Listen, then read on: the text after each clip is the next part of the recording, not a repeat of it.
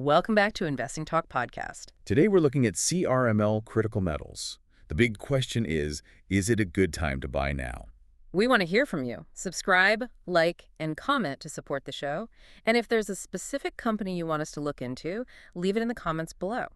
So let's get into the analysis. We've synthesized a stack of sources here, and, well, the overall assessment we're landing on is a bullish rating of 8 out of 10. Wow, 8 out of 10.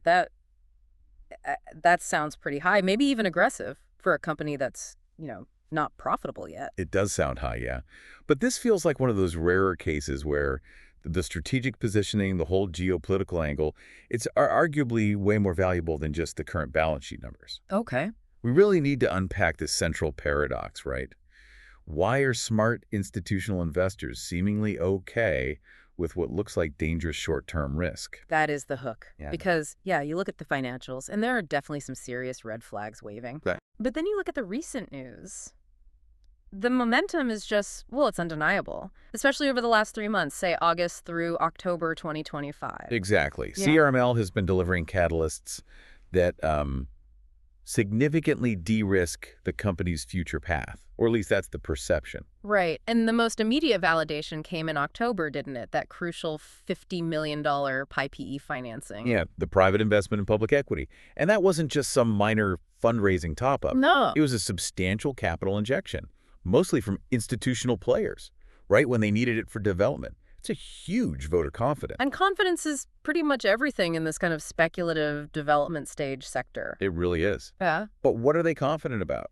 I think it comes down to long-term demand visibility. They've clearly worked hard to lock that down. You mean the big 10-year offtake agreement with Realloys? That's the one. Covering 15% of the expected output from their main project, Tanbreeze, that provides a serious long-term revenue safety net, something tangible. And what's really interesting there, I think, is that this demand isn't just commercial, is it?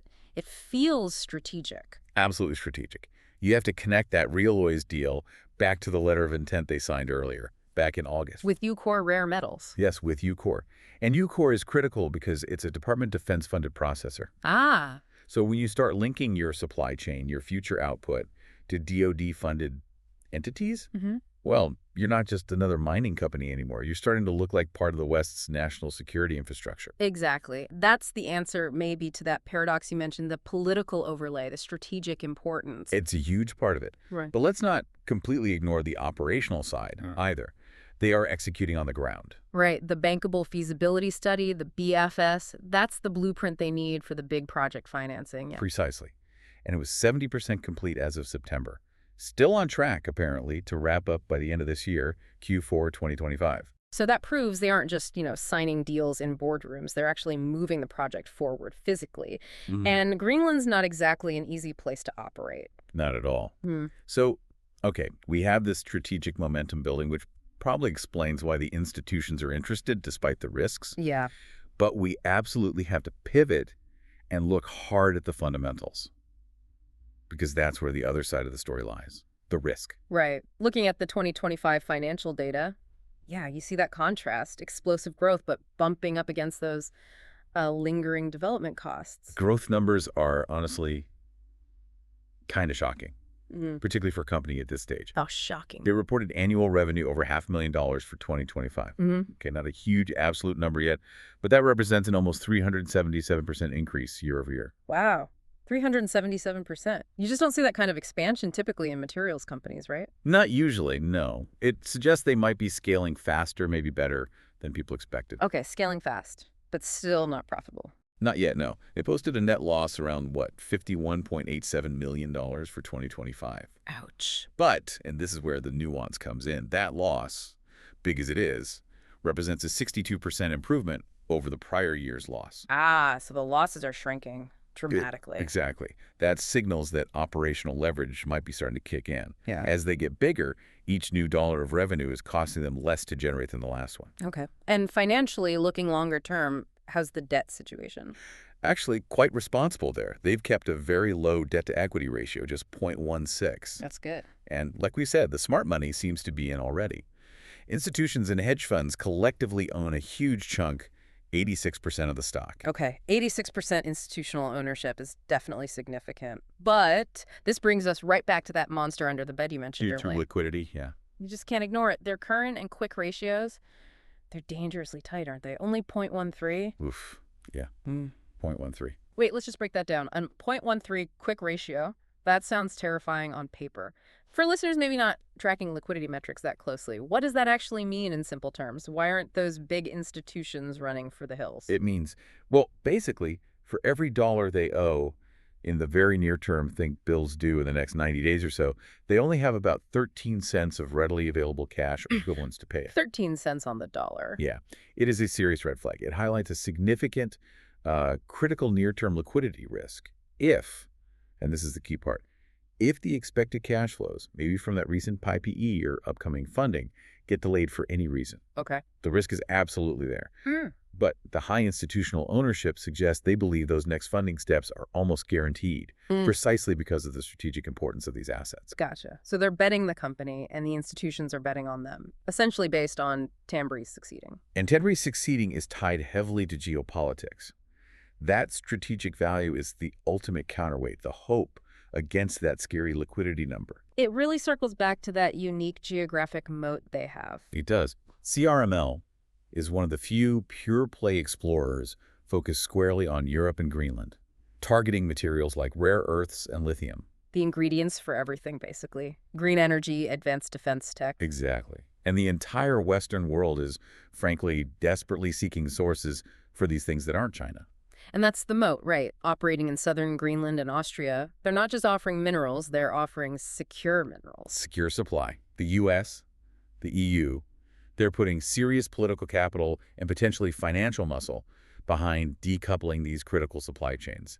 CRML is just perfectly positioned geographically. And you can see how seriously they take that strategic role too, right? Looking at their advisory board additions. Yeah, the retired U.S. Navy admiral they brought on recently, that's not just a casual appointment. No. It's a clear signal the company views its projects, especially Tambre's, through that national security strategic commodity lens, not just basic mining economics.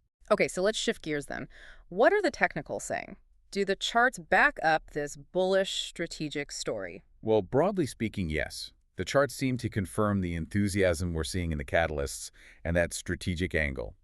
Since the start of 2025, the stock's been in a confirmed bullish trend. You mean like a clear series of higher highs and higher lows? Textbook, yeah. It looks like a classic continuation pattern. And the moving averages? Are they supportive? Very supportive. The price is sitting quite robustly above all the major ones, the 50-day, the 100-day, the 200-day average. Okay. When you're trading that far above those key historical lines, it usually indicates the market believes this upward move has legs, that it's structurally sound. But with all that momentum, isn't it getting like overheated, overbought? You'd think so, but apparently not yet. The RSI, the Relative Strength Index, which measures momentum, it's sitting pretty neutral, around 46. 46 is neutral? Yeah, it basically means there's still plenty of room for potentially significant upside before you'd worry about a technical pullback just because it ran too fast. Okay, but technically there is an immediate hurdle, isn't there? It seems to have stalled out recently. That's right. It's been struggling right near that $15 and $15 to 54-cent resistance zone. A clean, decisive break above that level would be the next big technical signal. Confirmation that the buying pressure is still strong. Exactly. Yeah. Now, let's talk analyst expectations because, wow, they are really split. It's kind of night and day. How so? Well, the consensus average 12-month target from, let's say, the more traditional analysts, it's only around $12. 12. That's barely above where it's trading now. That's not very bullish. Not at all. But if you look at some of the more speculative short-term forecasts, the ones maybe factoring in M&A potential or big government grants, yeah, the range for just the next 3 months shoots up dramatically. We're seeing targets between like $32.25 and $47.59. Whoa. Wait, $32 to almost $48 in 3 months. That's what? Potential upside of 200%, 300%? Potentially, yes. That kind of massive range just highlights the incredible volatility here and the sort of binary nature of the investment right now. Big potential reward, big potential risk. It really shows that risk-reward profile. We absolutely have to note, though, that counterpoint. Despite the overall bullish vibe and those wild upside targets, 2 major brokerages did downgrade the stock to sell in October. Crucial point. It suggests that for analysts focused purely on current profitability and that tight liquidity, the immediate risk still looks too high. So whether those super high targets are even remotely achievable really depends on the next few months, doesn't it? It sounds like the calendar is absolutely stacked with potential triggers. It really is. We are looking right down the barrel of a potentially highly volatile quarter.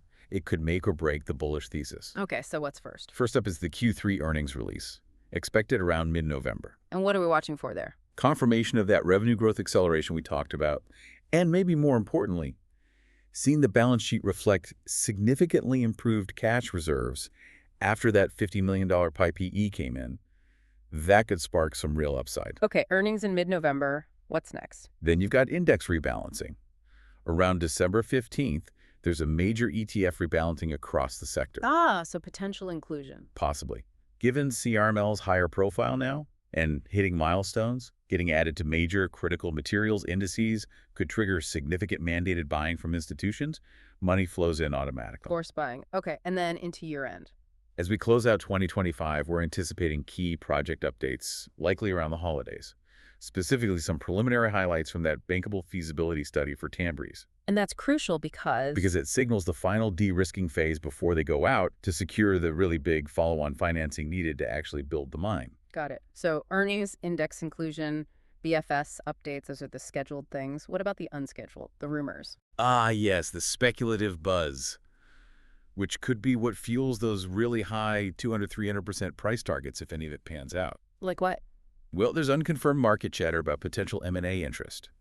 A major mining company looking to snap up a rare earth supply outside the usual geopolitical hotspots. Plausible. Very plausible. Plus, those high reward rumors we mentioned. Yeah. Potential government grant funding, either U.S. or EU agencies stepping in. Given the strategic angle, that also seems highly possible. It does.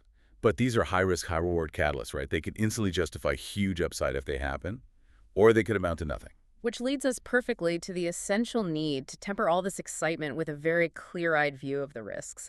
That 810 bullish rating is definitely conditional. Absolutely conditional. If the company stumbles on any of these upcoming milestones, the bottom could fall out just as fast. And the number one risk, the one we keep coming back to, it's that liquidity crunch, right? Yeah. It has to be. The severe liquidity tightness shown by those 0.13 ratios.